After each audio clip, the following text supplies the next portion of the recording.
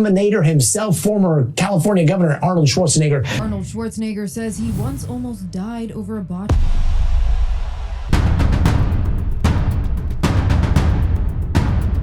From a tiny village in post-war Austria to the heights of Hollywood and the halls of American politics, Arnold Schwarzenegger's life reads like a movie script, only it's all real. This is the story of how a skinny, ambitious boy with a thick accent and a dream of greatness became a global icon, a multi-millionaire, and eventually the governor of California. Stick around because this isn't just about muscles and movies, it's about grit, reinvention, and the raw drive to win. Before we dive in, hit that subscribe button and turn on notifications. We bring you the untold stories of the world's most iconic people, stories that inspire, challenge, and entertain. Arnold Alois Schwarzenegger was born on July 30th, 1947 in Thal, a small village near Graz, Austria. He grew up during a time of scarcity, in a house without running water or a phone. His father, Gustav, was a police chief and a strict disciplinarian. Life at home was tough. Arnold later described his childhood as one of austere discipline, filled with chores, harsh rules, and expectations of physical toughness.